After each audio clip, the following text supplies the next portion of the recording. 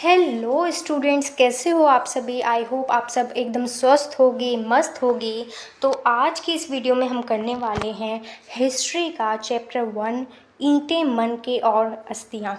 तो चैप्टर शुरू करने से पहले मैं आपको बता दूं कि हमारा टेलीग्राम चैनल है लर्न विद चाहत। तो अगर आपको नोट्स चाहिए तो आपको इस चैनल पे मिल जाएंगे। इसके अलावा अगर आपका कोई भी डाउट है तो आप मेरे इंस्टाग्राम आईडी पे मेरे से पूछ सकते हो। आईडी आपके सामने दिख रही है। अब चलते हैं चैप्टर की तरफ। ईंटें मन के और अस्थियाँ, ब्रिक्स बीड्स एंड बोन्स। तो इस चैप्टर में हम बेसिकली हड़प्पा सभ्यता के बारे में पढ़ेंगे, हड़प्पन सिविलाइजेशन के बारे में पढ़ेंगे, जो कि एक बहुत ही ज़्यादा पुरानी सभ्यता है। इस सभ्यता को हड़प्पा सभ्यता के नाम से तो जानते ही हैं, सिंधु घाटी सभ्यता के नाम से भी जाना जाता है, साथ ही सिंधु सरस्वती सभ्यता के नाम से भी जाना जाता है।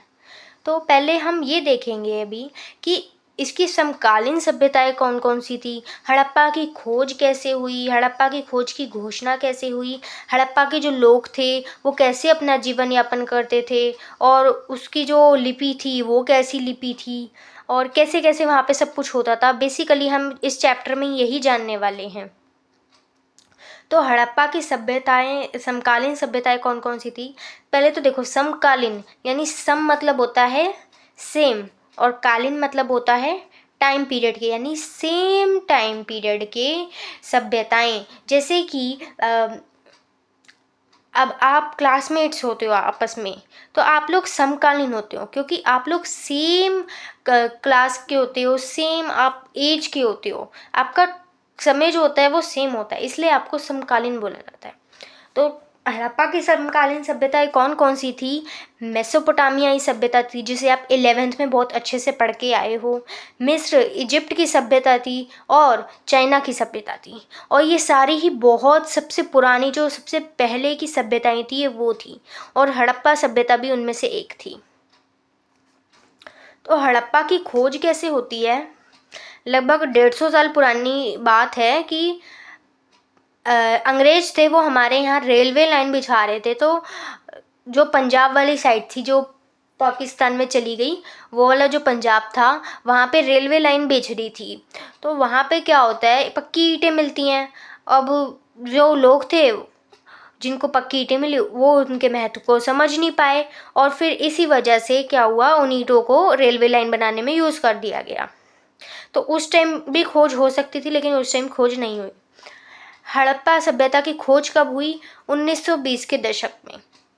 अब कैसे हुई देखो, और हड़प्पा सभ्यता की खोज की थी 1921-22 में, मेनली 1921-22 में हुई थी। तो 1921 में हड़प्पा स्थल खोजा गया था, हड़प्पा को खोजा गया था। सबसे पहले हड़प्पा नाम की जगह को खोजा गया था, इसलिए सभ्यता का नाम हड़प्पा सभ्यता है। और खोजा किसने था, तो दयाराम साहनी जी ने खोजा था। वो वहाँ पे उत्खनन कार्य कर रहे थे, यानी कि खुदाई का काम कर रहे थे।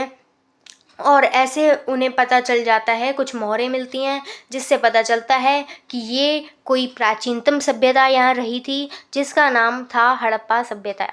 ठीक है। और फिर 1922 में, एक साल बाद ही, मोहनजोदड़ो की खोज हो जाती है। कौन करता है, रकालदास बनर्जी जी मोहनजोदड़ो की खोज कर देते हैं, और ये सारा काम हुआ था जॉन मार्शल के नेतृत्व में। जॉन मार्शल कौन थे, भारतीय पुरातात्विक सर्वेक्षण के जनरल डायरेक्टर थे 1924 में।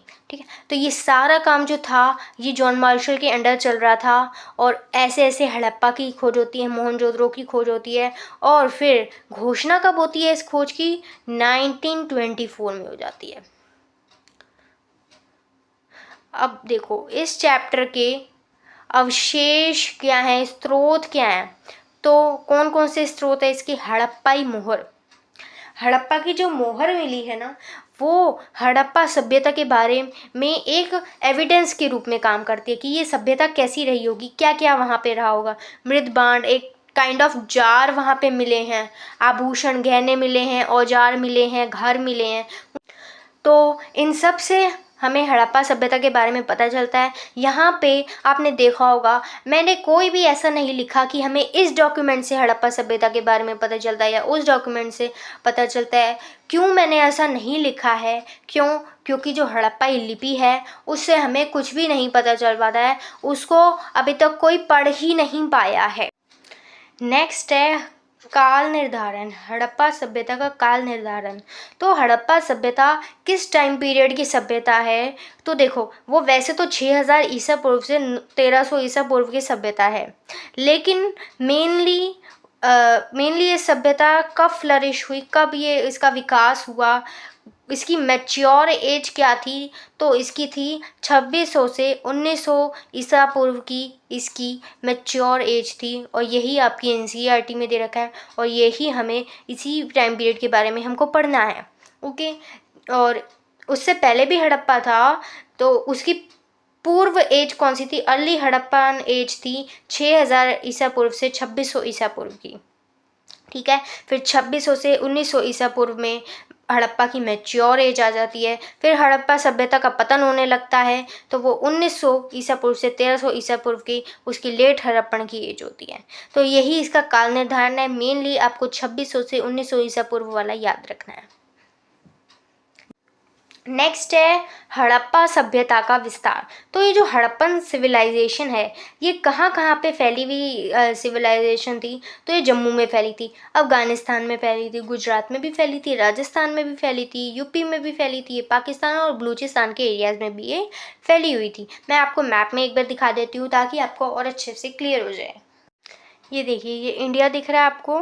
इंडिया और पाकिस्तान पहले एक हुआ करते थे, तो ये इंडिया में भी फैली हुई थी, पाकिस्तान में भी फैली गई थी, अफ़गानिस्तान में भी फैली गई थी, और ये बेसिकली इतने एरिया में फैली हुई थी, इतने एरिया में।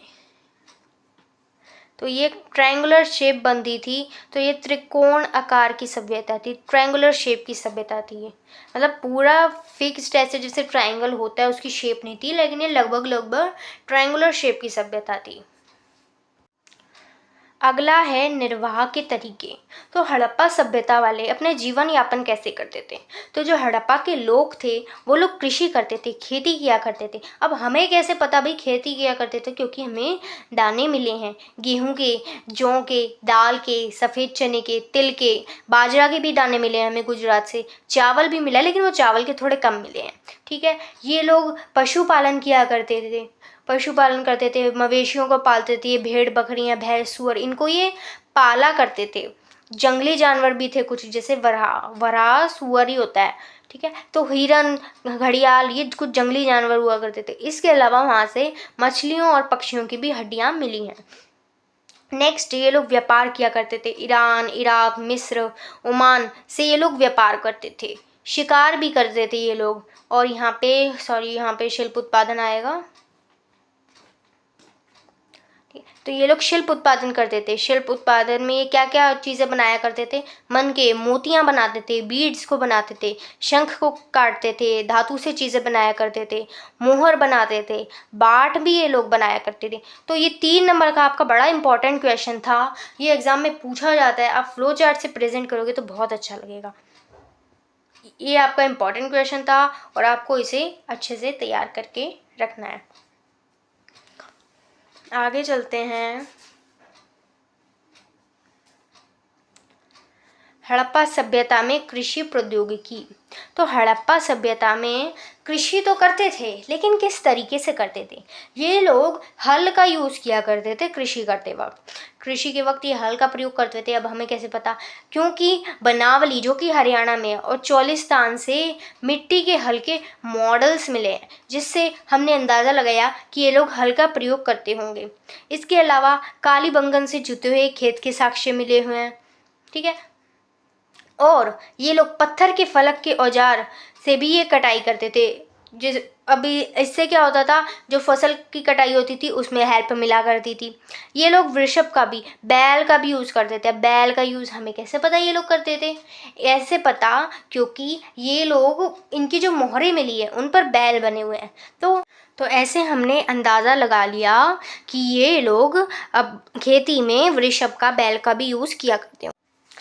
और जो ये हिस्ट्री है, हिस्ट्री यानी कि हम इतिहास पढ़ रहे हैं, तो इतिहास में क्या होता है, कुछ भी फिक्स नहीं होता है और इसमें हमेशा अनुमान लगाया जाता है। जो एनसीईआरटी में लिखा है वो सच नहीं है, जो इतिहासकार बता रहे हैं हो सकता है वो भी सच ना हो। जो आज आपको पढ़ाया जा रहा है हो सकता है वो आने वाले समय में वो झूठ हो जाए, वो झूठ साबित हो जाए। तो हाँ, ये हिस्ट्री है, लेकिन जो आपकी बुक में लिखा है ना, मैं आपको वो पढ़ा रही हूँ।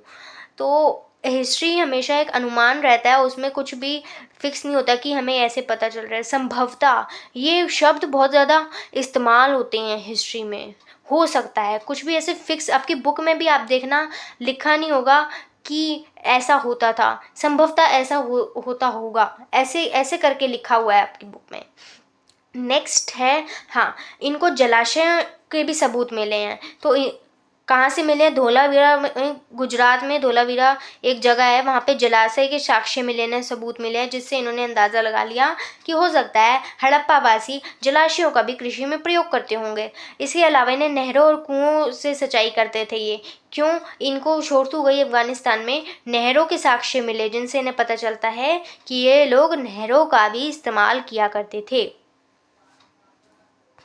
अगला टॉपिक है मोहनजोदड़ो एक नियोजित शहरी केंद्र।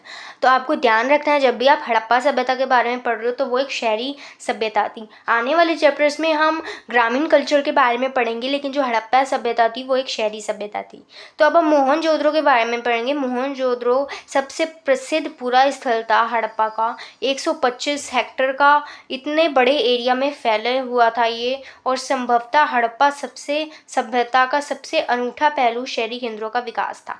हाँ, तो ये वाली जो लाइन है ना, ये वाली एज इट इज़ कई बार आपके पेपर में उठ के आ रखी है, और ये 8 मार्कर का बहुत इंपॉर्टेंट क्वेश्चन है। उसमें आपको पूरा मोहनजोदड़ो के बारे में बताना पड़ता है, तो ये वाला आपको बहुत अच्छे से पढ़ना है। हाँ, मोहनजोदड़ो सबसे प्रसिद्ध पूरा स्थल है, यानी कि जो मोहनजोदड़ो है वो सबसे फेमस पूरा स्थल है, और सबसे पहले खोजा गया स्थल हड़प्पा था। तो आपको ये ध्यान रखना है, मोहनजोदड़ो सबसे प्रसिद्ध पूरा स्थल है और हड़प्पा जो था वो सबसे पहला खोजा गया स्थल था। अब नेक्स्ट टॉपिक है, हाँ, देखो, जो ये बस्ती थी ये 2 भागों में विभाजित थी। कौन कौन से 2 भागों में? दुर्ग में थी और निचला शहर में थी। दुर्ग को हिंदी में सीतादल बोलते हैं और निचला शहर को लोअर टाउन बोलते हैं। तो पहले मैं आपको दुर्ग के बारे में पढ़ा देती हूँ। देखो, दुर्ग क्या था? दुर्ग जो था वो साइज़ में छोटा था, लेकिन वो ऊंचाई पर बनाया गया था। इसकी संरचना, जो इसके स्ट्रक्चर्स हैं, कच्ची ईंटों के चबूतरे पर बनी थी, और दुर्ग को दीवार से भी घेरा गया था, इसकी बाउंड्री की गई थी। ओके, और इसकी संरचनाएं क्या क्या हैं, कौन कौन से स्ट्रक्चर्स इसमें बने थे, वो भी समझ लेते हैं। और याद रखना, यहाँ पे लोग वैसे रहा नहीं करते थे, जो स्पेशल ओकेजन्स होते वहाँ उन कामों के लिए बेसिकली दुर्ग का यूज़ होता था, जो दुर्ग के स्ट्रक्चर्स थे उनका यूज़ होता था। लेकिन निचले शहर में लोग रहा करते थे, वहाँ से आवास के प्रमाण मिलते हैं। हाँ, तो दुर्ग में कौन कौन सी संरचनाएं थी? माल गोदाम था, माल गोदाम था वहाँ पे, ये बेसिकली स्टोरेज के लिए हुआ था, एक बहुत बड़ी संरचना थी। और जो इसका स्ट्रक्चर है, इसके ईंट से बने केवल नीचे हिस्से शेष हैं। तो जो ये स्ट्रक्चर था ये हमें टूटी फूटी हालत में मिला है, और इसके जो नीचे नीचे के हिस्से था वो बचा हुआ मिल गया हमें, जो ऊपर के हिस्से थे वो हमें नहीं मिल पाए हैं। नेक्स्ट है विशाल स्नानागार, ये भी बड़ा इंपॉर्टेंट। तो ये आयताकार रेक्टेंगुलर शेप का था ये। ओके, ये देखो, विशाल स्नानागार में क्या था, ये रेक्टेंगुलर शेप का बना हुआ था, ठीक है, जिसके नॉर्थ और साउथ, उत्तर और दक्षिण में सीढ़ियाँ हुआ करती थी। आसपास इसके कमरे थे, और यहाँ पे 8 बाथरूम्स भी थे। इसके अलावा स्नानागार में जो पानी होता है, उसका पानी जो है वो लीक ना हो, उसके लिए जिप्सम से इसका प्लस्तर किया गया था, जिप्सम से अच्छे से पूरा लेपा गया था इसको। और जो इसका नाली थी, जो इसकी नाली थी, ये एक बड़े नाले में जाके मिल रही थी। अब इसे शब्दों में समझते हैं आपकी बुकिश लैंग्वेज में। तो ये विशाल स्नानागार जो था ये रेक्टेंगुलर आयताकार शेप का जलाशय था, ये गलियारे से घिरा हुआ था। ठीक है, इसके आसपास क्या था, कॉरिडोर थे, उत्तर और दक्षिण में सीढ़ियाँ हुआ करती थी, किनारे पर ईंटों को जमाकर तथा जिप्सम के गारे के प्रयोग से इसे जलबद दिया गया था ताकि लीकेज ना हो, इसलिए जिप्सम का यूज़ किया गया था इसमें। और इसके तीनों साइड में रूम्स बने हुए थे, कक्ष हुआ करते थे, एक में तो कुआं भी था। जलाशय से पानी एक बड़े नाले में जाता था और यहाँ इसके आसपास 8 बाथरूम्स भी बने हुए थे। और इसका यूज़ क्या था, बेसिकली यूज़ क्या था, तो देखो ऐसे नॉर्मली कोई भी जाके नहीं नहा लेता था, इसका यूज़ था विशेष अनुष्ठानिक स्नान, यानी कि जो पूजा पाठ वगैरह होते हैं उनके लिए जो नहाना होना पड़ता है, स्नान करना पड़ता है, बेसिकली ये उसके लिए था, ये नॉर्मल बात के लिए नहीं था। इसके अलावा दुर्ग में एक और संरचना थी, अन्नागार, ये वही है, अन्न की स्टोरेज के लिए था। अब निचले शहर को देख लेते हैं। तो है, अब है निचला शहर। निचला शहर की अगर बात करें तो देखो दुर्ग तो छोटा सा साइज में, ठीक है, लेकिन वो ऊंचाई पे बनाया गया था। लेकिन जो निचला शहर था वो साइज में बड़ा था और थोड़ी कम ऊंचाई पे बनाया गया था। ठीक है, और लेकिन दोनों को घेरा गया था। ठीक है, ये इसमें सिमिलैरिटी है और वो उसमें डिफरेंसेस थे। तो निचला शहर जो है वो कहीं अधिक बड़ा था, लेकिन नीचे बनाया गया था, इसे भी दीवार से घेरा गया था। इसके अतिरिक्त कई चबूतरों को बनाया गया था जो कि नींव का काम करते थे। जैसे आज की डेट में चबूतरे बनाते हैं जो कि नींव का काम करते हैं, ऐसे ही उस समय में भी चबूतरे बनाया करते थे जो कि नींव का काम किया करते थे। इसके अलावा एक आपका छोटा सा टॉपिक है ईंटों का, मैं ईंटों के बारे में बता देती हूँ आपको। हड़प्पा में एक छोटा सा टॉपिक है, मोहनजोदड़ो में आगे बढ़ने से पहले मैं आपको हड़प्पा की ईंटों के बारे में बता देती हूँ। तो जो हड़प्पा की ईंटें थी इनको धूप में सुखाकर बनाया जाता था या फिर भट्टी में पकाकर बनाया जाता था, जैसे कि आज की डेट में भी होता है। और इनका रेशियो क्या रहता था, तो इनका 4:2:1 का रेशियो रहा करता था। इस प्रकार की ईंटें सभी हड़प्पा बस्तियों में प्रयोग में लाई जाती थी। ओके, तो ये ईंटों के बारे में थोड़ा सा था, मैंने आपको बता दिया है। ओके, तो अभी मोहनजोदड़ो ही चल रहा है। अब नालों का निर्माण नेक्स्ट है, इसमें नालों का निर्माण। तो नालियों का क्वेश्चन भी बहुत इंपॉर्टेंट है, ये भी 3 नंबर में पूछ लिया जाता है। तो हड़प्पा सभ्य शहरों की सबसे अनूठी विशेषताओं में एक नियोजित जल निकास प्रणाली थी, और ये एज इट इज़ लाइन उठ के कई बार आ रखी है पेपर में और 3 नंबर में क्वेश्चन पूछ रखा है। तो इसमें बेसिकली आपको नालियों के बारे में बताना होता है। तो जो हड़प्पा सभ्यता की सड़कें तथा गलियों को लगभग एक ग्रिड पद्धति पर बनाया गया था, ग्रिड पैटर्न पर बनाया गया था, जो कि एक दूसरे को समकोण पर काटती थी, यानी 90 डिग्री के एंगल पे काटती थी। जैसे एक गली जा रही है, ठीक है, तो यहाँ पे 90 डिग्री का एंगल बन रहा है, ये क्या हो रहा है, यहाँ पे 90 डिग्री का एंगल ही तो बन रहा है। तो ऐसे इसे समकोण पे काटना बोलते हैं। ओके, आगे चलते हैं। तो यहाँ पे पहले क्या होता था, पहले नालियाँ बनाई जाती थी, फिर गलियाँ बनती थी और फिर आवासों को, घरों को बनाया जाता था। ओके, यदि घरों के गंदे पानी को गलियों की नालियों से जोड़ना था तो प्रत्येक घर की कम से कम एक दीवार का गली से सटा होना आवश्यक था, यानी कि घर की जो नालियाँ थी वो एक सड़क की नाली से जुड़ी होती थी। यही बात इसमें कही जा रही है। जैसे ये घर है, ये घरों के समझ लेना, ये घर है, ठीक है, ये गली जा रही है, तो यहाँ पे ये नाली है, ये जो घर की नाली होगी ना ये गली की नाली से जुड़ी होगी, और ये जो नाली होगी फिर ये आगे जाके एक बड़े से नाले में मिलेगी। ओके, इसके अलावा वहाँ पे क्या था, नालियों में ऐसे स्ट्रक्चर से बने हुए थे, ये थोड़ा आपके स्रोत वगैरह में लिखा हुआ है, जैसे ये नाली है और मतलब ऐसे करके स्ट्रक्चर्स बने हुए थे वहाँ पे, जैसे बने नहीं होते लोहे के, ताकि यहाँ पे जो भी प्लास्टिक मोटा कूड़ा है वो यहाँ पे रह जाए और पानी जो है वो आगे बहता हुआ चला जाए। तो इससे एक थोड़ी क्लीनलीनेस मेंटेन रहती है। ओके, और ये लोग नालियों की सफाई भी करते थे। अब कैसे पता कि सफाई करते थे, क्योंकि ये लोग सफाई करते थे और इन्होंने कूड़ा बाहर ही छोड़ रखा था तो वो भी मिला था, तो उससे हमें पता चलता है इसके बारे में। नेक्स्ट टॉपिक है गृह स्थापत्य, यानी उनके घर कैसे थे। तो मोहनजोदड़ो का निचला शहर जो था वहाँ पे आवासीय भवनों के उदाहरण प्रस्तुत करता है वो, यानी कि जो निचला शहर था वहाँ पे लोग रहा करते थे, वो बेसिकली रेजिडेंशियल एरिया था और इनमें से कई एक आंगन पर केंद्रित थे, यानी कि बीच में एक आंगन हुआ करता था, उसके चारों ओर कमरे होते थे और आंगन में क्या क्या काम होता था, खाना पकाने का काम होता था, कटाई करने का काम होता था, चारों ओर कमरे हुआ करते थे। ठीक है, ये इसमें बता रखा है। और इसके अलावा ये लोग एकांतता को भी महत्व देते थे, प्राइवेसी को लेकर ये लोग बहुत ज़्यादा कंसर्न रहते थे। क्यों, हमें कैसे पता, क्योंकि जो इनके घर मिले हैं वहाँ पे भूमि तल पे देखोगे आप तो खिड़कियाँ ही नहीं हैं, ग्राउंड फ्लोर पे खिड़कियाँ ही नहीं है ताकि कोई ताक झाँक ना कर सके। इसके अलावा जो एंट्रेंस गेट है, एंट्रेंस पे इन्होंने घर का नक्शा ही ऐसा बनाया है कि कोई अगर एंट्रेंस गेट पे खड़ा हुए तो वो घर में क्या चल रहा है वो देख नहीं पाएगा, सीधा उसे कुछ लोगों के घर होते हैं ना बने हुए, गेट खोला और सीधी नज़र जाती है, तो ऐसा नहीं होएगा, सीधी नज़र नहीं जा पाएगी कि अंदर कैसा स्ट्रक्चर है, कौन क्या कर रहा है, ये सब नहीं पता चलेगा। और अगर कोई इंसान प्यासा है तो अगर वो पानी पीने आएगा तो फिर वो घर में ताक झाँक करेगा। ये सोच के इन्होंने क्या किया था, इन्होंने कुएं, घर के बाहर एक कमरा बनाया और उस कमरे में ही इन्होंने कुआं बना दिया राहगीरों के लिए, इन्होंने ये फैसिलिटी भी करके रखी थी। ओके, आगे चलते हैं। और हर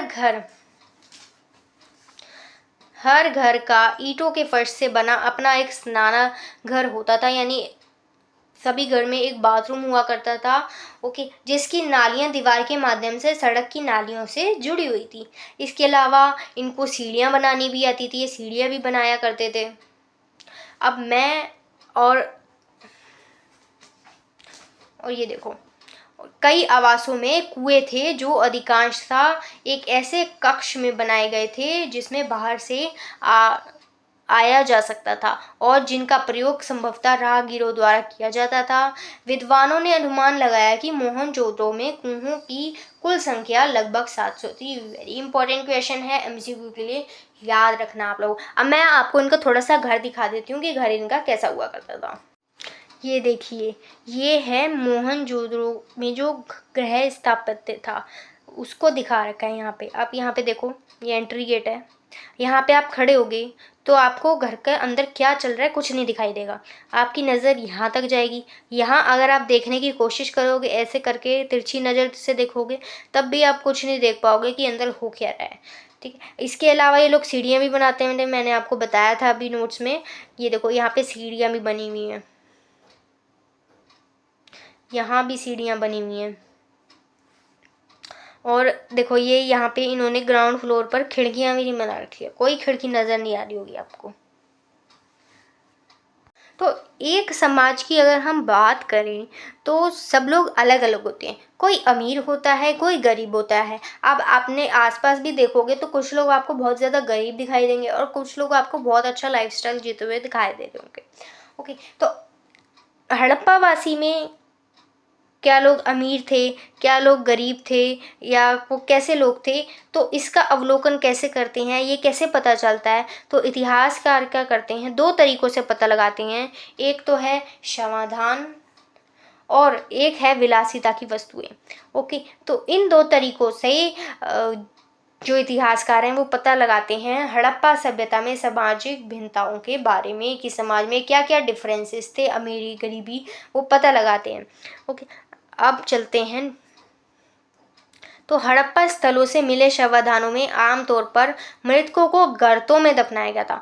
कभी कभी शवाधान गर्त के बनावट एक दूसरे से अलग भी हुआ करती थी, और अगर हम देखें तो कुछ स्थानों पर गर्तों की सतह पर ईंटों से चिनाई की गई थी, यानी यहाँ पे भी हमको भिन्नता दिखाई दे रही है। कुछ कब्रों में देखें तो मृदबांड मिले हैं, जार टाइप मिले हैं, ठीक है, गहने मिले हैं, जो संभवतः एक ऐसी मान्यता की ओर संकेत करते हैं जिसके अनुसार इन वस्तुओं को मृत्यु उपरांत प्रयोग किया जा सकता था। यानी कि जो हड़प्पावासी थे वो पुनर्जन्म में विश्वास रखते थे, ठीक है, और ये इसी वजह से जो कब्रें थी उनके साथ उनकी जो चीज़ें थी उनको दफनाया करते थे, जो डेड बॉडीज़ थी उनकी जो चीज़ें थी लोगों की वो साथ में दफनाया करते थे, ताकि जो इनकी आने वाली पुनर्जन्म है, जो इनकी आने वाली लाइफ है वो भी अच्छी बीते। आपने पढ़ा भी होगा चैप्टर 11 में तूतनखामुन वाले में, उसमें इजिप्ट में ऐसा हुआ करता था, तो यहाँ पे भी इजिप्ट वाला सिस्टम आपको थोड़ा देखने को मिल रहा है। इसके अलावा पुरुष और महिला दोनों के ही शवदानों से आभूषण प्राप्त हुए, जिसका मतलब क्या था कि दोनों महिला और पुरुष दोनों उस टाइम पे गहना पहना करते थे। कहीं कहीं पर तो मृतकों के साथ तांबे के बर्तनों को भी दफनाया गया था, यानी कि तांबे के शीशों को भी दफनाया गया था। लेकिन कुल मिलाकर ऐसा लगता है कि हड़प्पा सभ्यता के निवासियों का मृतकों के साथ बहुमूल्य वस्तुएं दफनाने में विश्वास नहीं था। यानी कि चीज़ें तो मिली हैं, लेकिन इतनी ज़्यादा वैल्यूएबल चीज़ें हमें नहीं मिली हैं। उनकी गर्तों में, उनके शवाधानों में इतनी ज़्यादा वैल्यूएबल चीज़ें नहीं मिली हैं। तो इससे हम पता लगा सकते हैं कि जो हड़प्पा वासी थे वो ज़्यादा वैल्यूएबल चीज़ें दफनाने में विश्वास नहीं रखते थे। नेक्स्ट टॉपिक है विलासिता की वस्तुओं की खोज। पहला तरीका हमने देख लिया शवाधान। नेक्स्ट है विलासिता की वस्तुओं की खोज। तो सामाजिक भिन्नता का अवलोकन करने के लिए इतिहासकार वस्तुओं का वर्गीकरण करते थे। अब वो वस्तुओं का वर्गीकरण करते थे, दो तरीकों से वस्तुओं का वर्गीकरण करते थे। एक तो उपयोगी वस्तुएं और एक थी विलासित वस्तुएं। उपयोगी वस्तुओं में कौन कौन सी वस्तुएं आ जाती है? ऐसी रोजमर्रा की जिंदगी की जो वस्तुएं हो जाती है वो आ जाती हैं इसमें, जो कि नॉर्मल मटेरियल से बनी होती है, पत्थरों से, मिट्टियों से बनी हुई जो चीज़ें हो जाती है उनको उपयोगी वस्तुओं में वो रखते हैं, ठीक है, जिन्हें बहुत ही नॉर्मल मटेरियल से बनाया गया हो। और ये वस्तुएं सामान्य रूप से बस्तियों में सर्वत्र पाई जाती थी, यानी कि ईजिली अवेलेबल थी, जैसे कि चक्कियाँ, मृदबांड, सुइयाँ, झावा आदि। और विलास की वस्तुओं की अगर बात करें तो वे वस्तुएं जो दुर्लभ हों, यानी कि ईजिली अवेलेबल ना हो, जो महंगी हों, स्थानीय स्तर पर अनुपलब्ध हो, अवेलेबल ना हो, ऐसे पदार्थों से बनाई जाती थी, या उनमें ऐसी तकनीक का प्रयोग हुआ करता था जो कि बहुत ज़्यादा, क्या बोल सकते हैं कि डिफ़िकल्ट टेक्निक थी, ऐसी तकनीकों का प्रयोग हुआ करता था। तो वो चीज़ें फिर विलास की वस्तुएं बन जाती थी, यानी लग्जरी की वस्तुएं बन जाती थी, जैसे कि फ्यांस के पात्र। पात्र मतलब होता है बर्तन। तो फ्यांस क्या था? फ्यांस क्या था? घिसी हुई रेत अथवा बालू तथा रंग और चिपचिपे पदार्थ के मिश्रण को पकाकर बनाया गया पदार्थ था। तीन चीज़ों को मिलाकर बनाया गया पदार्थ था। कौन कौन से? रेत, रंग और चिपचिपे पदार्थ को मिलाकर बनाया गया था आपका फ्यांस, ठीक है। इसके छोटे पात्र, जो इसके छोटे बर्तन थे, संभवतः कीमती माने जाते थे। क्यों? क्योंकि इन्हें बनाना कठिन था। ये संभवतः सुगंधित द्रव्यों के पात्रों के रूप में प्रयुक्त होते थे, यानी कि इनमें जो फ्रेग्रेंस वाला लिक्विड होता है वो ले जाया जाता होगा इनमें। और अधिकांशतः मोहनजोदड़ो और हड़प्पा से मिले हैं, कालीबंगन जैसी छोटी बस्तियों से बिल्कुल नहीं मिला। तो फ्यांस कहाँ कहाँ से मिले हैं? जो मोहनजोदड़ो और हड़प्पा जैसी बस्तियाँ थी इनसे मिले हैं, लेकिन जो छोटी छोटी कालीबंगन जैसी बस्तियाँ थी वहाँ से नहीं मिले हैं। और अगर हम विलास की वस्तुएं अगर देखें तो दुर्लभ वस्तुएं सामान्यतः जो थी वो मोहनजोदड़ो और हड़प्पा जैसी बड़ी वस्तुओं से ही मिली हैं, लेकिन छोटी वस्तुओं से नाम मात्र की मिली हैं, बिल्कुल भी नहीं मिली हैं। और अगर हम सोने की बात करें, सोना जो हम सबको बहुत ज़्यादा पसंद होता है, वैसे भी और वैसे भी, यानी कि नींद तो आती है ना, तो पसंद तो होता ही है सोना भी। ओके, तो सोना जो था, गोल्ड मेटल, ये उस टाइम पे भी दुर्लभ था जैसे कि आज भी है। हड़प्पा स्थलों से मिले हैं सोने के आभूषण मिले हैं।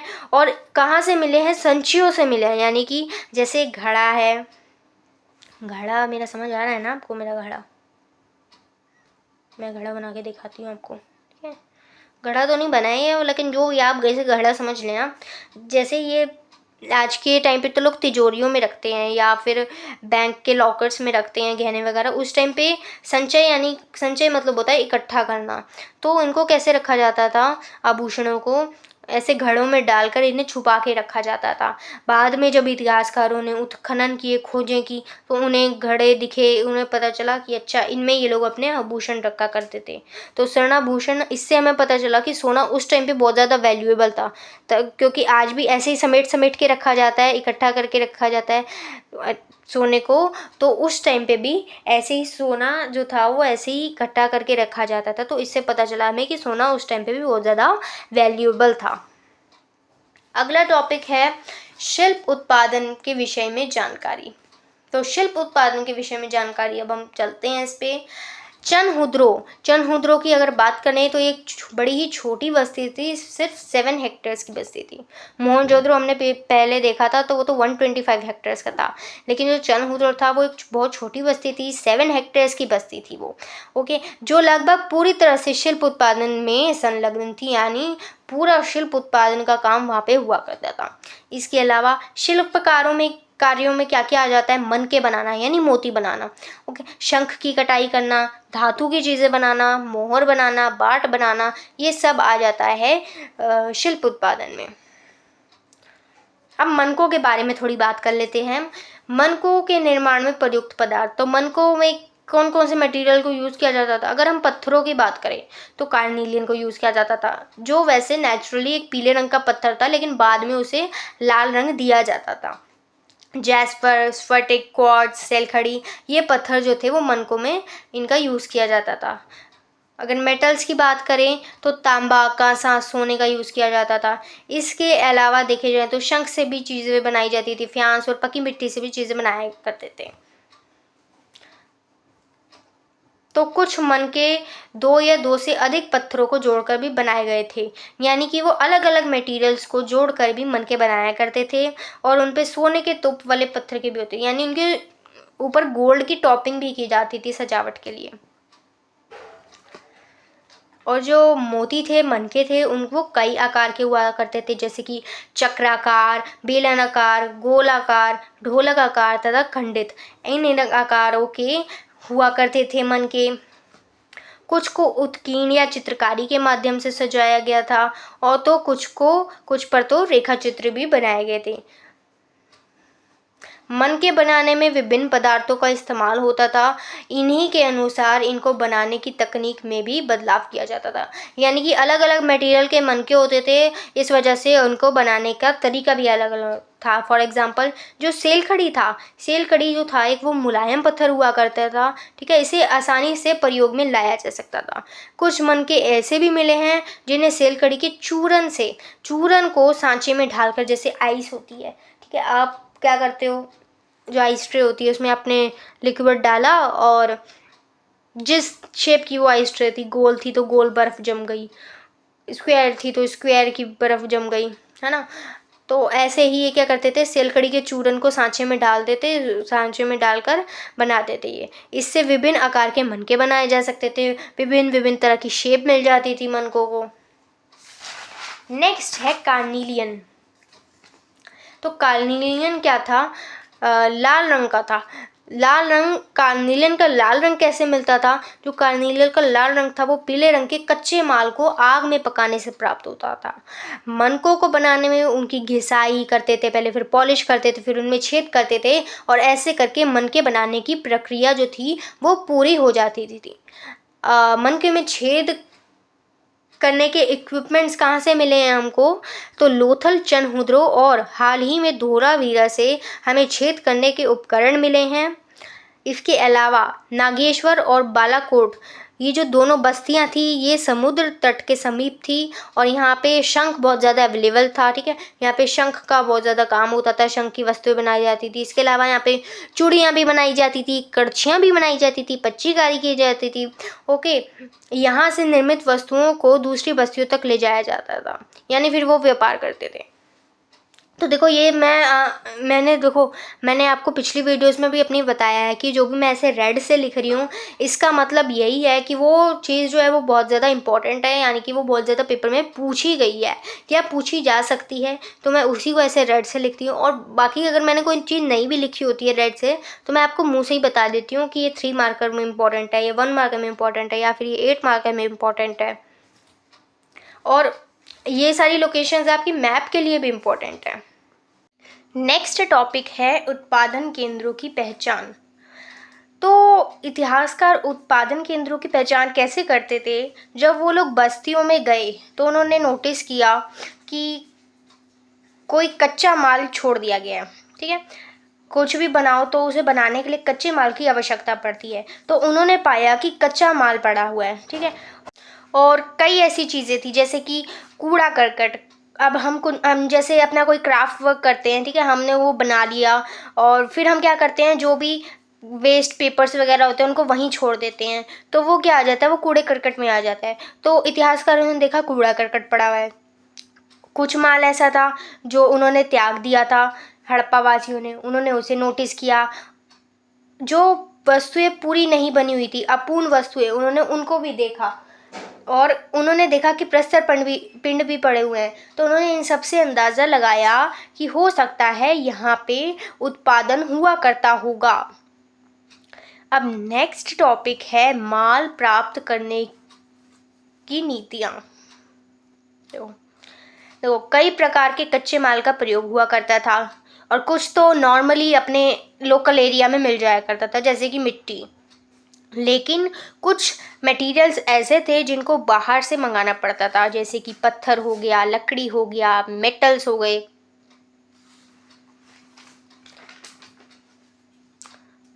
नेक्स्ट टॉपिक है उपमहाद्वीप तथा उसके आगे से आने वाला माल। तो देखो, माल प्राप्त करने की नीतियाँ क्या क्या थी। पहला तो था बस्ती बसाना, ठीक है। दूसरा था अभियान भेजना। बस्ती बसाने का मतलब है कि जहाँ पे आपको वो मटेरियल मिल रहा है, जहाँ पे वो लोकली अवेलेबल है, उसी के पास आप बस्ती बसा लो। जैसे कि नागेश्वर और बालाकोट, ये दो बस्तियाँ ऐसी थी जो कि समुद्र तट के किनारे थी और वहाँ पे शंख इजीली अवेलेबल हो जाता था, तो ये दोनों बस्तियाँ वहीं पर बस गई थी। नेक्स्ट है अभियान भेजना। अभियान भेजना का मतलब है कि व्यापार करना। जैसे कि हड़प्पा वासी जो थे वो लोग शोरथुगई से चीज़ें मंगवाते थे, लैपिस लजूली मंगाया करते थे, लोथल से, राजस्थान से, ओमान से भी ये लोग व्यापार करते थे। अब कहाँ कहाँ से क्या मंगवाते थे वो देख लेते हैं एक बार। लार्जवर्ड मनी, जो कि नीले रंग का पत्थर होता है, लैपिस लजूली जो आप 11th में मेसोपोटामिया वाले चैप्टर में पढ़ के आए हुए हो, ये मंगाते थे ये लोग शोरथुगई अफगानिस्तान से। कार्निलियन, ये गुजरात में भरूच से मंगवाया करते थे। सेलखड़ी दक्षिणी राजस्थान और उत्तरी गुजरात से आता था, और जो मेटल्स थी वो राजस्थान से आती थी। तांबा राजस्थान के खेतड़ी अंचल से मंगाया जाता था। इसके अलावा जो सोना था वो दक्षिणी भारत कर्नाटक से मंगाते थे। एक ये टॉपिक है आपकी बुक में, ये भी कभी कभी 1 मार्क में पूछ लिया जाता है कि गणेश्वर जोधपुरा संस्कृति क्या थी। तो देखो, खेतड़ी क्षेत्र में मिले साक्ष्यों को पुरातत्वविदों ने गणेश्वर जोधपुरा संस्कृति का नाम दिया है। इस संस्कृति के विशिष्ट मृदबाण हड़प्पाई मृदबानों से भिन्न थे, ओके। तथा यहाँ तांबे की वस्तुएं असाधारण संपदा भी मिली थी। ऐसा संभव है कि इस क्षेत्र के निवासी हड़प्पा सभ्यता के लोगों को तांबा बेचते थे। तो ये लोग जो हड़प्पा वासी थे ये आपस में व्यापार करते थे, ओके। ये लोग क्या करते थे, ये राजस्थान से व्यापार करते थे, वहाँ से तांबा वगैरह मंगाया करते थे ये। तो वहाँ पे क्या मिले हैं, मृदबाण मिले हैं, और वो जो मृदबाण थे वो हड़प्पा के मृदबाण से अलग दिखते थे। तो इसी को जो पुरातत्वविद हैं उन्होंने इसे गणेशपुर जोधपुरा संस्कृति का नाम दिया है। नेक्स्ट टॉपिक है सुदूर क्षेत्रों से संपर्क। देखो, ये तो हमने देख लिया कि ये लोग इंडिया में व्यापार कर रहे थे, हड़प्पावासी। लेकिन ये लोग बाकी जगहों से भी और इंडिया के बाहर से भी व्यापार करते थे। जैसे ये लोग तांबा मंगाया करते थे ओमान से। ओमान का जो तांबा है तथा हड़प्पाई पुरावस्तु दोनों में निकल के अंश पाए गए हैं। तो एक हड़प्पाई मर्तबान जिसके ऊपर काली मिट्टी की एक मोटी परत चढ़ी हुई थी, ओमान से प्राप्त हुआ है। देखो, हड़प्पा का एक मर्तबान जो है, एक काइंड ऑफ जार जो है, वो हमको कहाँ से मिला है, वो हमको ओमान से मिला है, ओके। जिस पे एक काली मोटी सी लेयर चढ़ा रखी है ताकि लीकेज ना हो बेसिकली। तो इससे पता चलता है कि ये लोग ओमान से व्यापार किया करते थे, और ओमान और जो हड़प्पा की पुरावस्तु हैं दोनों में ही निकल के अंश भी पाए गए हैं। नेक्स्ट है मेसोपोटामिया के लेख में मगान शब्द था। अब मेसोपोटामिया के जो टेक्स्ट्स मिले हैं उसमें मगान शब्द लिखा है, जो कि संभवतः ओमान के लिए प्रयुक्त नाम था। लंबी दूरी के संपर्क में अन्य पुरातत्वविद खोज में हड़प्पा की मुहर, मनके तथा बाट मिले हैं, ठीक है। तो यही है, ये कुछ एविडेंस मिले हैं पुरातत्वविद खोजों में। आगे है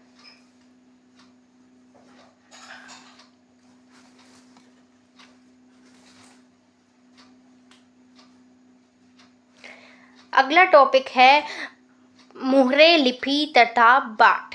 तो सबसे पहले हम मोहरे और मुद्रांकन वाला टॉपिक करते हैं इसमें। तो मोहरे और मुद्रांकनों सील्स एंड सीलिंग्स का प्रयोग लंबी दूरी के संपर्क को सुविधाजनक, यानी कि जब लंबी दूरी में व्यापार हो रहा है तो उसको ईजी बनाने के लिए होता था। किसी वस्तु से भरे थैले को एक स्थान से दूसरे स्थान पर जब भेजा जाता था तो उसकी सुरक्षा का ध्यान रखा जाता था। अब कोई भी चीज़ भेजी जा रही है दूसरी जगह पे तो उसका सेफ्टी का बहुत ज़्यादा ध्यान रखा जाता था। कैसे? थैले के मुख को रस्सी से बांध दिया जाता था, उसे मुख पर थोड़ी सी गीली मिट्टी को जमाकर उस पर मुहर से दबाया जाता था, जिससे उस गीली मिट्टी पर मुहर की छाप पड़ जाती थी। अब जैसे कोई थैला है, चलो पोटली बना के दिखाती हूँ मैं आपको, ठीक है। ये थोड़ी पोटली है, समझ जाना, ठीक है। ये मान लो एक पोटली है, इसे क्या करेंगे, रस्सी से बांध दिया, ठीक है। रस्सी से बांध दिया, उसके बाद यहाँ लगा देंगे गीली मिट्टी। गीली मिट्टी के बाद जो भी मोहर होएगी उसको यहाँ उस पर छाप मार देंगे। अब ऐसे इन्होंने कर दिया, उसकी सील बन गई, सीलिंग हो गई, वो सील पैक्ड हो गया।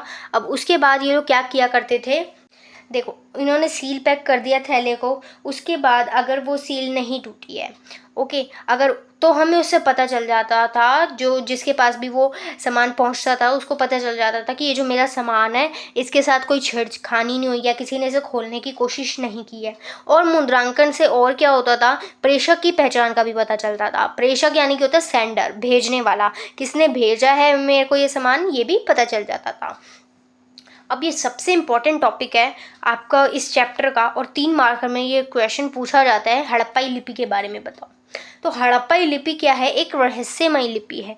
रहस्यमयी लिपि क्यों है, क्योंकि इसे आज तक पढ़ा नहीं जा चुका है, और इसी वजह से हड़प्पाई टेक्स्ट जो है, हड़प्पा के अभिलेख वगैरह जो हैं वो हमारे किसी काम नहीं आ पाए हैं अभी तक, क्योंकि हड़प्पाई लिपि को पढ़ा नहीं जा सका है। और हड़प्पा के बारे में जो भी जानकारी मिलती है वो हमें भौतिक अवशेषों से मिलती है। जो भी चीज़ें वहाँ पे घर वगैरह मिले, मृदबाण मिले, मोहर मिले, जो भी जानकारी मिलती है वो उन्हीं से मिलती है, लेकिन हड़प्पा की लिपि से कोई भी जानकारी नहीं मिलती है। और क्यों, देखो ये हड़प्पाई लिपि जो थी वर्णात्मक नहीं थी, चित्रात्मक लिपि थी। जैसे हमारे में तो होता है ABCD, ये वर्ण बने हुए हैं, ठीक है। और हिंदी में देखें तो क ख ग घ ऐसे करके, लेकिन यहाँ पे जो थे, यहाँ पे ये नहीं थी, ये चित्र बने हुए थे, ड्राइंग्स बनी हुई थी। जैसे पिछले अभी हमने पिछली यूनिट्स में देखा था कि उसमें बैल बना होता था सीलिंग्स पे, ठीक है, सील पर। तो इससे पता चलता है कि ये जो लिपि थी वर्णात्मक नहीं थी, चित्रात्मक थी, क्योंकि वर्ण नहीं मिले हैं, चित्र मिले हैं सिर्फ। आगे चलते हैं, इनमें चिन्हों की संख्या कितनी थी, तो 375 से 400, यानी इतने ज़्यादा चिन्हों की संख्या होती थी। और ये वाला पॉइंट तो सबसे ज़्यादा इम्पोर्टेंट है, और ये वाला पॉइंट बच्चों को सबसे ज़्यादा कंफ्यूज भी करता है। क्या कि जो हड़प्पाई लिपि थी वो दाईं से बाईं ओर लिखी जाती थी, यानी राइट टू लेफ्ट लिखी जाती थी। हम लोग नॉर्मली क्या करते हैं, हम लोग तो जैसे ये पेपर है तो हम तो ऐसे लिखते हैं, है ना, इधर से, यानी हम लोग लेफ़्ट टू राइट लिखते हैं। ये लेफ़्ट है, ये राइट है, तो हम तो लेफ़्ट टू राइट लिखते हैं। लेकिन ये लोग क्या करते थे, ये लोग ऐसे लिखते थे, राइट टू लेफ़्ट, ठीक है। अब हमें क्या पता, हमें ये राइट टू लेफ्ट कैसे लिखते थे, हमें इसलिए पता है क्योंकि जो इनके अभिलेख मिले हैं, जो इनके टेक्स्ट वगैरह मिले हैं, उन पे ये लोग ऐसे लिखा है इन्होंने, और यहाँ पे जो शब्द है ना वो इकट्ठा होते नजर आए हैं। जैसे हम लिखते हैं यहाँ पे जगह कम होती है तो वो हमारे शब्द इकट्ठे हो जाते हैं ना, ऐसे इनके शब्द भी ये जो है ना वो ऐसे इकट्ठे होते नजर आए। तो इसलिए हमें पता चलता है कि ये लोग राइट टू लेफ्ट लिखा करते थे, ओके। और ये लोग ना बहुत कम लिखा करते थे। जैसे कि जो सबसे छोटा अभिलेख है हड़प्पाई लिपि का, उसमें सिर्फ 26 चिन्ह मिले हैं, और वैसे देखो तो यहाँ पे 375 से 400 तक चिन्ह थे, लेकिन जो सबसे छोटा अभिलेख मिला उस पर सिर्फ 26 चिन्ह मिले हैं। तो ये बहुत ज़्यादा इंपॉर्टेंट टॉपिक था, 3 मार्कर में ये मैंने कवर कर दिया है। नेक्स्ट चलते हैं हम बाटों पे।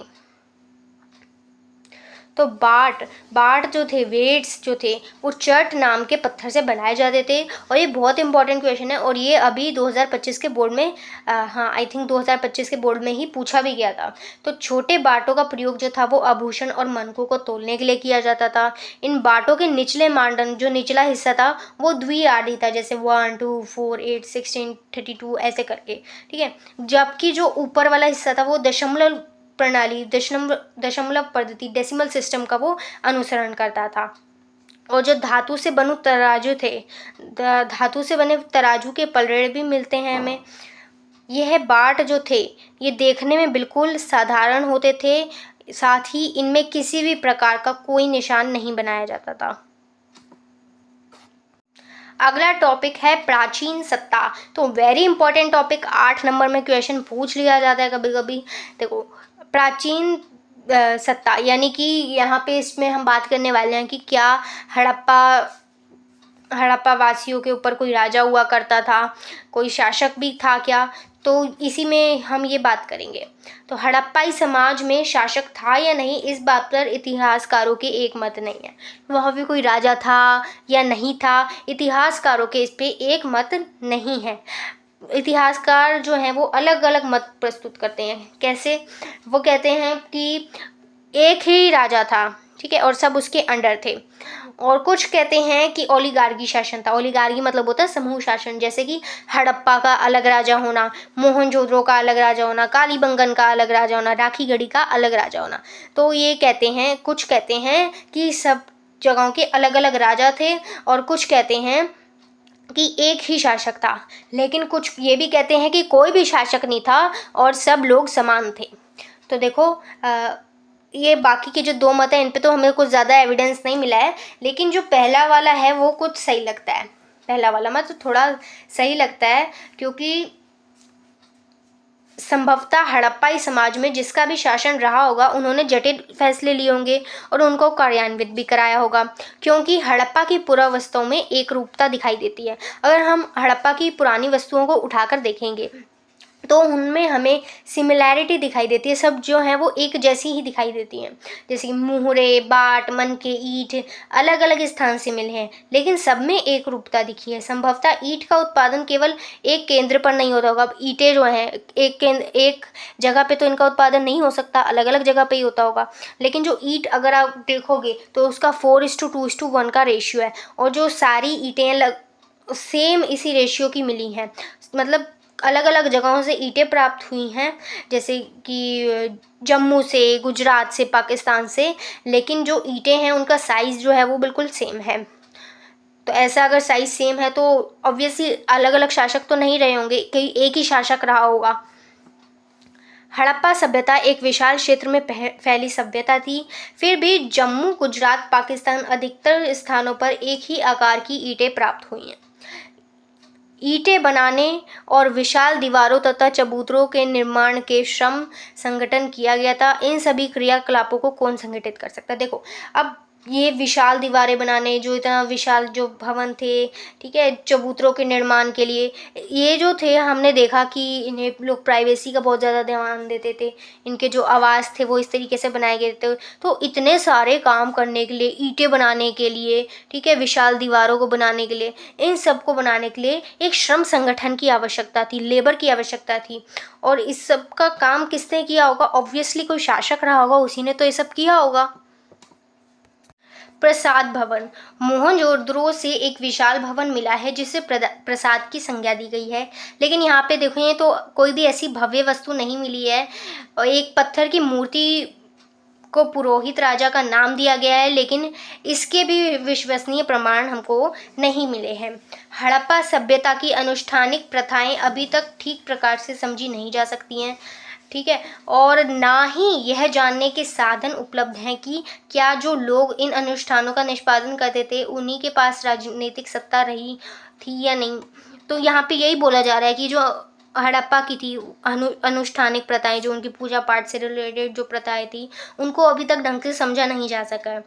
और यह जानने के साधन उपलब्ध हैं कि जो इन अनुष्ठानों का निष्पादन करते थे वो उन्हीं के पास राजनीतिक सत्ता थी, जो लोग पुरोहित वगैरह थे क्या वही राजा थे, ऐसा भी अभी तक कोई हमें ढंग से जानकारी प्राप्त नहीं हुई है। अगला टॉपिक है हड़प्पा सभ्यता का अंत। तो हमने मैच्योर एज पढ़ ली हड़प्पा की। अब देखो हड़प्पा सभ्यता का अंत कैसे हो जाता है। इतनी अच्छी सभ्यता थी फिर भी उसका अंत हो जाता है। तो देखो कुछ चुने हुए हड़प्पा स्थलों को भौतिक संस्कृति में बदलाव आया। सभ्यता की विशिष्ट पुरावस्तुओं जैसे कि बाट, मोहरे, विशिष्ट मनकों का समाप्त हो जाना, ठीक है, ये बदलाव आया। लेखन, लंबी दूरी का व्यापार तथा शिल्प विशेषज्ञता भी समाप्त हो गई। आवास निर्माणों की तकनीकों का भी ह्रास हुआ। बड़ी सार्वजनिक संरचनाओं का निर्माण अब समाप्त हो गया था। तो ये सब कैसे हुआ, क्या क्या रीजंस रहे इन सब के पीछे। तो इन सब के रीजंस हो सकते हैं, इतिहासकार ऐसे बोलते हैं, जैसे कि जलवायु में परिवर्तन हो जाना। जलवायु में परिवर्तन हो गया इसलिए ये सारे परिवर्तन हुए। वनों की कटाई कर दी गई इसलिए ये सारे परिवर्तन रहे होंगे, है ना। और अत्यधिक बाढ़ आ गई या कोई प्राकृतिक आपदा का आ जाना, आर्यों का आक्रमण हो जाना, नदियों का सूख जाना या फिर नदियों का मार्ग बदल लेना, भूमि का अत्यधिक उपयोग होना, इस वजह से भी ये सारे परिवर्तन आए होंगे और ऐसे करके फिर हड़प्पा सभ्यता जो है वो समाप्त हो जाती है। अगला टॉपिक है हड़प्पा सभ्यता की खोज। तो ये वाला जो टॉपिक है मतलब इनसे भी क्वेश्चन आ जाता है। ये जो 10th यूनिट है आपकी और 11th यूनिट है, इनसे भी कभी कभी 8 मार्क का क्वेश्चन आ जाता है। मतलब पहले तो आया करता था लेकिन अब उतना नहीं पूछा जाता ये, लेकिन फिर भी आपको इसे भी अच्छे से पढ़ना है। तो ये टॉपिक शुरू करने से पहले मैं आपको बता दूं कि भारतीय पुरातात्विक सर्वेक्षण के पहले जनरल डायरेक्टर कौन थे। तो पहले जनरल डायरेक्टर थे अलेक्जेंडर कनिंघम। कब बने थे, 1875 में बने थे और इनको भारतीय पुरातत्व का जनक भी कहा जाता है। फिर 1924 में जॉन मार्शल बने थे। 1944 में REM व्हीलर बने थे। तो ये कुछ आपको जनरल डायरेक्टर्स को याद रखना है। वैसे तो और भी बीच बीच में रहे लेकिन आपको इनको याद रखना है, क्यों, क्योंकि अभी आगे इनके बारे में बात होने वाली है। तो अलेक्जेंडर कनिंघम को भारतीय पुरातत्व का जनक भी कहा जाता है। कनिंघम ने 19वीं शताब्दी के मध्य में पुरातात्विक खनन आरंभ किया, यानी कि उसने खुदाई शुरुआत की। यह लिखित स्रोतों का प्रयोग अधिक पसंद करते थे। अब इन जो लिखी हुई चीज़ें होती थी ना, टेक्स्ट वगैरह होती थी, ये उनसे जानकारी प्राप्त करना इनको बहुत अच्छा लगता था। कनिंघम को एक अंग्रेज अधिकारी ने जब हड़प्पा की मोहर दिखाई तो कनिंघम यह नहीं समझ पाए कि मोहर कितनी पुरानी है। उन्होंने क्या किया, कनिंघम ने उस मोहर को उस कालखंड से जोड़कर बताया जिसको उनके बारे में पता था। अब इनको गंगा घाटी की जानकारी थी तो इन्होंने उसी से इसे जोड़ दिया। कैसे, देखो कनिंघम ने यह सोचा कि यह मोहर भारतीय इतिहास का प्रारंभ गंगा घाटी में पनपे शहरों से संबंधित है, जबकि यह मोहर गंगा घाटी के शहरों से भी पहले की थी। उन्होंने इसे गंगा घाटी में पनपे शहरों के से जोड़ दिया इन्होंने, लेकिन ये जो मोहर थी ये उससे भी कई साल पुरानी थी, बहुत साल पुरानी थी उससे भी। तो ये कनिंघम नहीं समझ पाए थे। कनिंघम ने हड़प्पाई समाज को समझने के लिए चीनी बौद्ध तीर्थयात्रियों द्वारा छोड़े गए वृत्तांतों का प्रयोग किया। तो वही बताया था ना अभी कि ये लोग ये लिखित स्रोतों का प्रयोग करना इन्हें बहुत अच्छा लगता था। तो इन्होंने क्या किया, हड़प्पा सभ्यता के बारे में जो भी जानकारी थी वो इन्होंने चीनी बौद्ध तीर्थयात्रियों द्वारा जो छोड़े गए वृत्तांत थे उनसे लेने की कोशिश की। नेक्स्ट टॉपिक है यूनिट 10.2। इसमें आपको जॉन मार्शल के बारे में बताया जा रहा है। देखिए, जैसे जॉन मार्शल का कार्यकाल वास्तव में भारतीय पुरातत्व में एक व्यापक परिवर्तन का काल था। कैसे कि वे यहाँ यूनान तथा क्रीट का अपना अनुभव लाए थे। उनको यूनान और क्रीट में जो भी उन्होंने सीखा वो सारा जो अनुभव, जो एक्सपीरियंस था वो अपने साथ वो लेकर आए थे। मार्शल को भी आकर्षक खोजों में दिलचस्पी थी। देखो जैसे कनिंघम को आकर्षक खोजों में दिलचस्पी थी, ऐसे ही मार्शल को भी खोज करने में दिलचस्पी थी। वे पूरा स्थल के स्तर विन्यास को पूरी तरह अनदेखा कर पूरे में समान परिमाण वाली नियमित क्षैतिज इकाइयों के साथ उत्खनन करने का प्रयास करते थे। जैसे कि देखो वो क्या करते थे, वो जब खुदाई करते थे वो किस वे में खुदाई करते थे। जैसे इतना एरिया है, ठीक है, अब ये इतना एरिया है, वो क्या करेंगे, इतनी खुदाई करेंगे और सेम पूरे इतने एरिया में करवा देंगे, ठीक है। तो ये हमें कितनी कितनी गहराई की चीज़ें पता चलेंगी, जो सिर्फ इतने एरिया में आती होंगी, हमें उतनी पता चलेंगी। अब जो चीज़ जितने नीचे होएगी वो उतनी पुरानी होएगी, लेकिन ये लोग ऐसी क्षैतिज इकाई में ये करवाते थे ऐसे खुदाई हॉरिजॉन्टल वे में, तो उससे क्या होता था, जो ज़्यादा पुरानी चीज़ों का ये नहीं पता लगा पाते थे। अलग अलग स्तरों से संबंध होने पर भी एक इकाई विशेष से प्राप्त सभी पुरावस्तुओं को सामूहिक रूप से वर्गीकृत किया जाता था। परिणाम स्वरूप बहुमूल्य जानकारी हमेशा के लिए लुप्त हो जाती थी। यानी ये जो इनका स्टाइल था, ये जो ऐसे उत्खनन करवाते थे और इतना फिर इतने एरिया का हमें पता लग जाता था। अब इतने में ज़्यादा पुरानी चीज़ों के बारे में हमको नहीं पता लगेगा और जो भी बहुमूल्य जानकारी होगी वो हमेशा के लिए लुप्त हो जाएगी। अब है यूनिट 10.3 नई तकनीकें तथा प्रश्न। इसमें हम REM व्हीलर के बारे में जानने वाले हैं। अब ये भी भारतीय पुरातात्विक सर्वेक्षण के डायरेक्टर बने थे, तो ये 1944 में बने थे और इन्होंने इस समस्या का निदान किया, यानी कि ये जो प्रॉब्लम थी इसका सॉल्यूशन दिया इन्होंने। जो जॉन मार्शल ने ऐसे वाले वे में जो किया था ना, हॉरिजॉन्टल वे में जो वो खुदाई करते थे, उसका इन्होंने सॉल्यूशन दिया।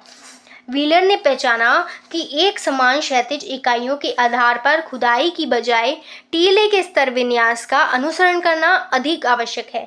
यानी कि अगर इतने एरिया में आप खुदाई कर रहे हो तो आपको सिर्फ इतनी नहीं करनी है, ठीक है, आपको क्या करना, और नीचे जा के खुदाई करनी है और आपको नीचे खोदना है। आप जितना नीचे खोदोगे उतनी ज़्यादा पुरानी चीज़ें आपको मिलेंगी। साथ ही पूर्व ब्रिगेडियर के रूप में उन्होंने पुरातत्व की पद्धति में एक सैनिक परिशुद्धता का समावेश किया, यानी कि वो पहले सैनिक रह चुके थे, तो ये चीज़ उनके इस वर्क में दिखाई दे रही थी।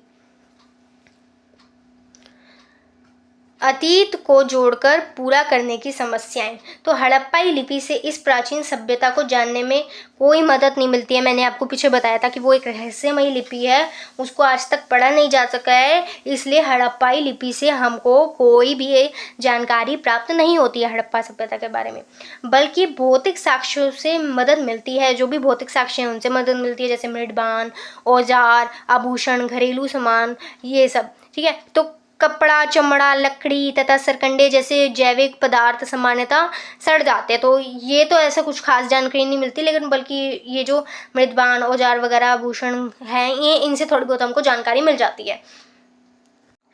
अगली यूनिट है 11.1 खोजों का वर्गीकरण।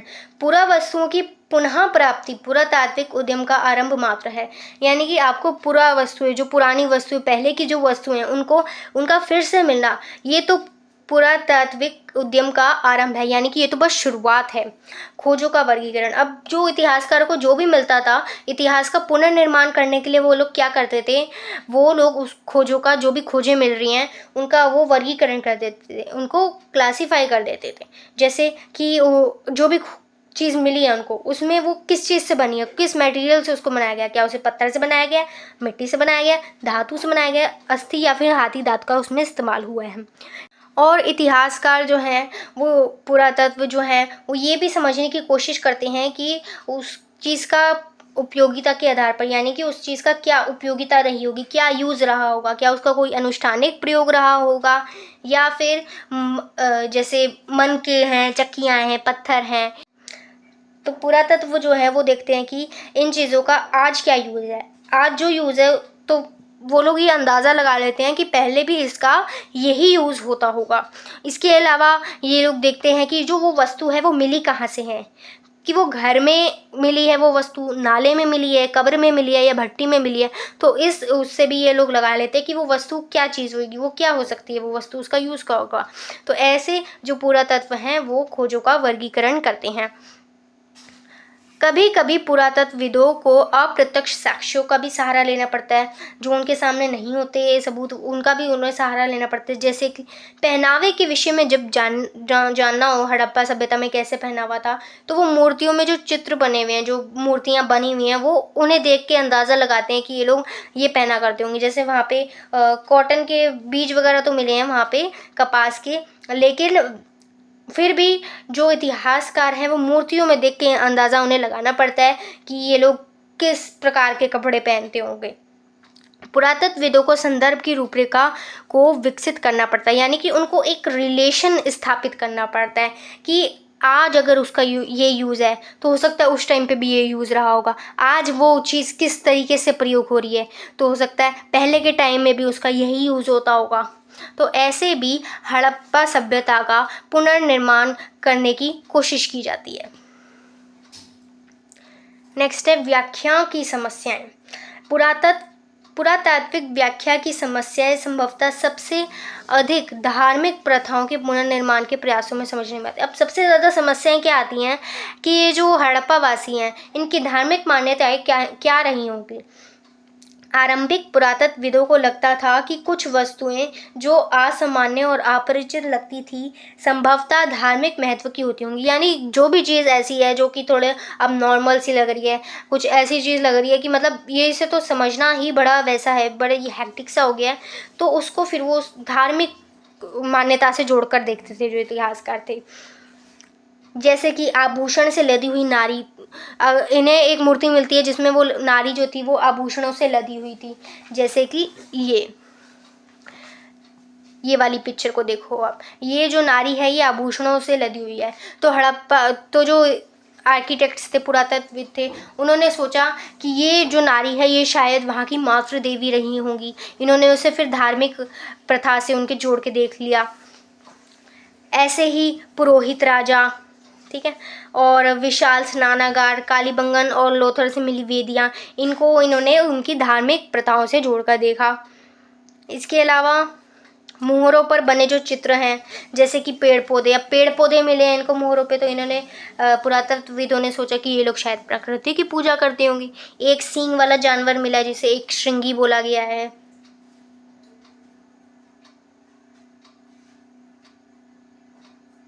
योगी मुद्रा में बैठा व्यक्ति मिला है जैसे कि ये, तो पुरातत्वविदों ने सोचा कि शायद ये शिवा होगा, भगवान शिव होंगे ये।